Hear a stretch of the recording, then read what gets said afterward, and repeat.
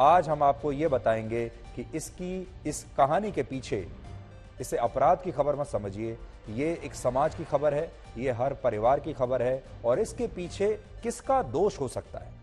ये कहानी 28 साल के आफताब की है, जिसने इस अपराध के दौरान न सिर्फ हैवानियत की सारी हदें पार कर दी, बल्कि उसकी मानसिकता ने आज हमारे समाज के सामने एक बड़ा सवाल खड़ा कर दिया है।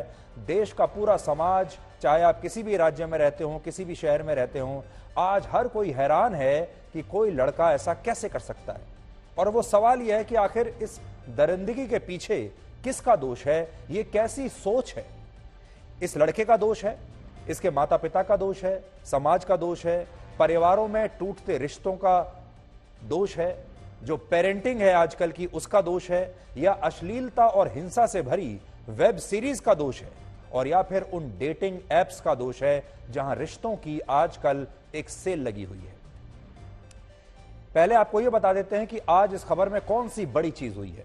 पुलिस आज भी श्रद्धा की लाश के सभी 35 टुकड़ों को 72 घंटे के बाद भी खोज नहीं पाई है, और इसके लिए अब कई टीमों का गठन किया गया है जो अलग अलग जगहों पर श्रद्धा के शव के टुकड़ों को खोज रही है।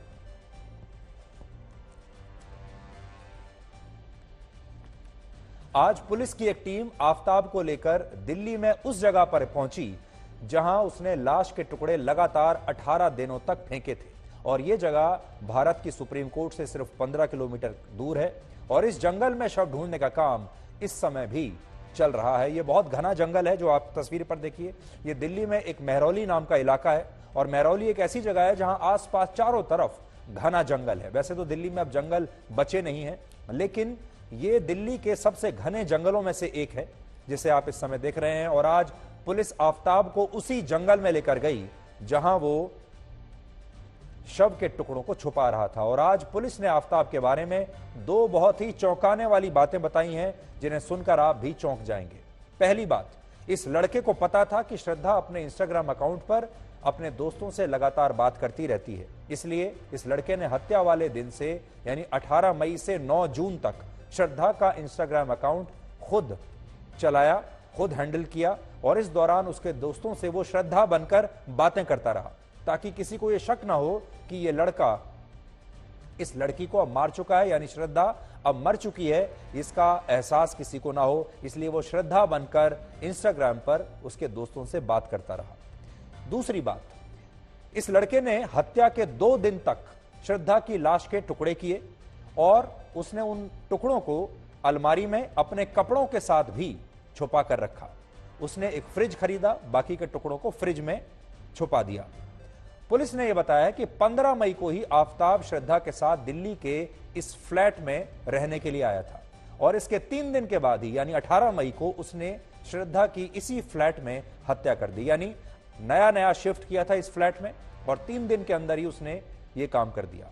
ये फ्लैट दिल्ली के जिस महरौली इलाके में है, वहां आस पड़ोस में रहने वाले लोगों का कहना है कि आफताब अक्सर चुप रहता था, किसी से ज्यादा बातचीत नहीं करता था, और अगर कोई उससे बात करने की कोशिश करता भी था तो वो ज्यादा बातचीत को बढ़ावा नहीं देता था और कहता था कि मुझसे ज्यादा बात मत कीजिए। और जब मैं आया था तो मतलब कि बेल बजाया था तो उसने खोला था गेट मेरा। गेट खोलने के बाद जो है से उसने बोला कि भाई मेरा बेल नहीं बजाना बस, और मैं अपना रूम में चला आया। फर्स्ट टाइम तो उसको मैंने देखा था बेल जब गेट मेरा खोला था तो, और देखने में तो ऐसा नहीं था, अब अंदर से क्या था नहीं था मुझे पता नहीं। वो खाना लेने के लिए 11 बजे 10 बजे खाना उसका आता था जोमेटो से, बस वो खाना लेकर के और चला जाता था रूम में। हम तो ऊपर रहते थे, अपने अपने कमरों में रहते थे, बस ये सुनते थे लड़ाइयाँ होती रहती थी, बस यही सुनते थे बार बार। इस मकान में लड़ाइयाँ होती रहती थी, ऊपर से लेकर नीचे तक लड़ाइयाँ होती रहती थी। हाँ जी, 24 घंटे लड़ाई रहती थी, बस पुलिस वगैरह आती नहीं थी, ना कोई कंप्लेन करता था, ये वगैरह है। कभी नहीं बात हुई, कभी वो किसी से बात करते ही नहीं थे। लड़की तो बाहर निकलती ही नहीं थी। लड़की तो ज्यादातर हमारे पड़ोसियों ने, हमने किसी ने देखा ही नहीं है लड़की को। लड़की को कोई नहीं पहचानता, लड़के को ही बस देखते थे बाहर आते जाते। इस वक्त मैं मौजूद हूँ महरौली के उस जंगल में जहाँ पर आफताब ने श्रद्धा का मर्डर करके इन्हीं जंगलों में उसके 35 टुकड़े करके फेंक दिए। बात 5 महीने पुरानी है और इसलिए कड़ी मशक्कत भी पुलिस को उन टुकड़ों को ढूंढने में हो रही है। ये जंगल आप देख रहे हैं, ये जंगल शायद दिन में आने के लिए भी आपको सोचना पड़े यहाँ पर, क्योंकि किस तरीके से कटीले रास्ते हैं ये। लेकिन इन्हीं जंगलों में आफताब रात में 2 बजे अपने फ्लैट से निकलता था और उसके बाद यहीं पर इन्हीं जंगलों में उसने 20 बार चक्कर लगाए, 35 टुकड़ों को यहाँ ठिकाना लगाया है। घर पर एक फ्रिज खरीदा और उस फ्रिज पर ही उसने बकायदा उस शव के सारे टुकड़े जो हैं वो फेंके रखे हुए थे और उसके बाद यहाँ ठिकाना लगाता था। यहाँ से तकरीबन थोड़ी ही दूर पर उसका फ्लैट है। उसने फ्लैट भी बताया जा रहा है इसी हिसाब से लिया जिससे ये जंगल जो है वो पास पड़े। हालांकि फ्लैट मालिक को भी अभी पूछताछ के लिए बुलाया गया है, जो कॉमन इनके दोस्त हैं उनको भी पूछताछ के लिए बुलाया गया है। जब श्रद्धा और आफताब के बीच झगड़े होने लगे, वो दिल्ली शिफ्ट हो गए और उसके बाद घूमने के लिए पहाड़ों पे गए और जब लौट के वापस आए और झगड़े के बाद जब आफताब ने श्रद्धा का कत्ल कर दिया तो उसके बाद फिर से वो डेटिंग ऐप पर एक्टिव हो गया और इसी दौरान उसकी दोस्ती एक दूसरी लड़की से होती है।